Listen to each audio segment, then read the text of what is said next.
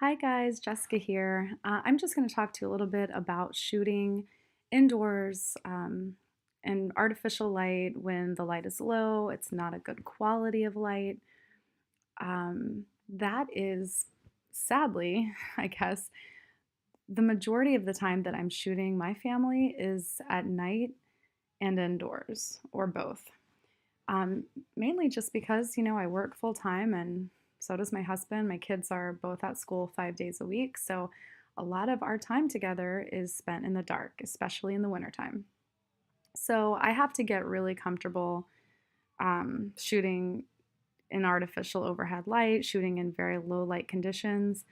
I do not have, even in the daytime, I don't really have a ton of good light or what would be considered good light traditionally in my house. So I learned really early on, or I just came to accept really early on that I was going to have to just face the light that I'm given if I want to capture my family doing things that they really do and the way that they really do them.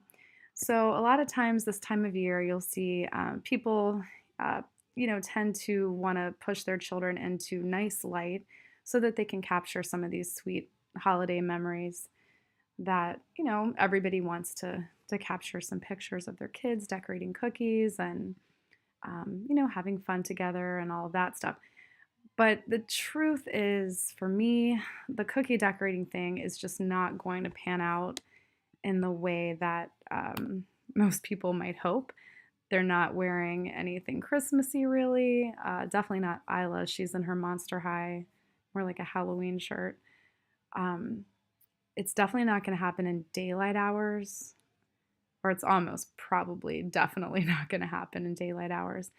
And I like things to go with the flow. I don't like to plan too much. I just kind of do whatever keeps them happy and quiet so I can get my work done.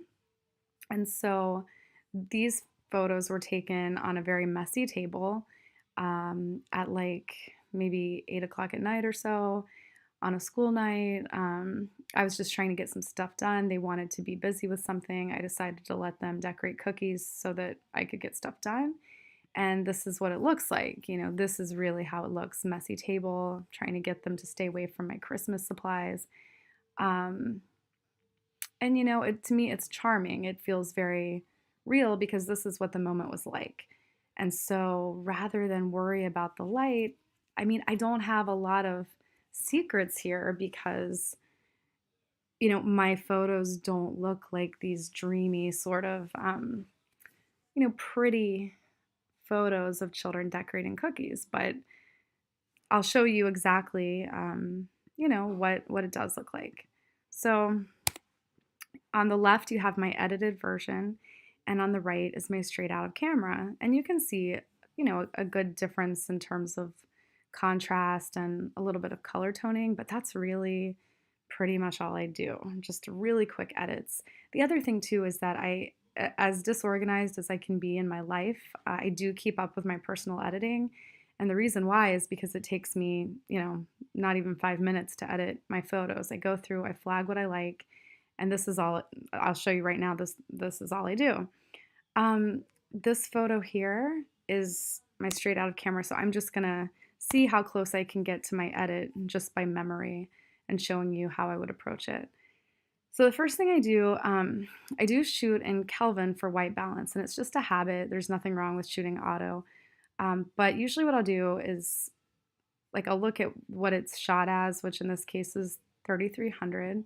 I'll change it to auto and see the difference, and it makes it a little cooler. I kind of prefer the warmer version, not custom, as shot. And I could maybe cool it down a tad, but that's pretty accurate. It looks a little green to me, which is, I think, a Nikon thing, really. I'll bump it up a few points. At this point, and actually, I don't think I did this before, but I am going to straighten it just a little. Um, I don't get too crazy about straight lines, but in this case, it's a pretty solid line there.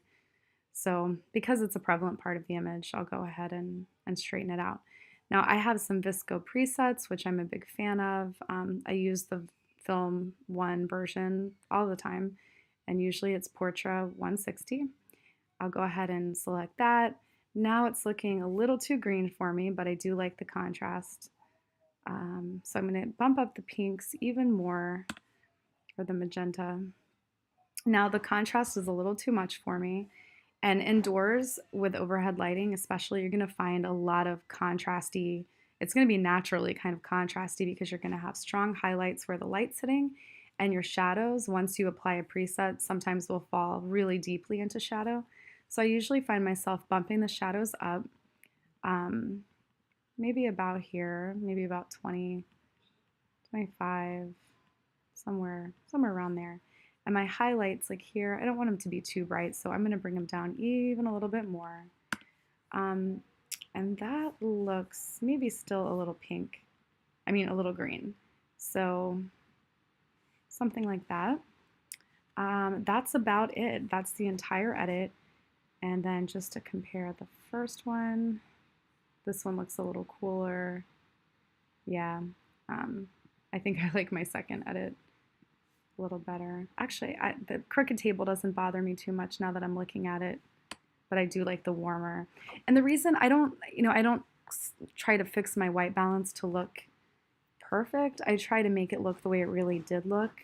When you have overhead lights on, they do look a little yellowy to me anyway. And so if this is how it looked to my eye, then that's how I want to remember it.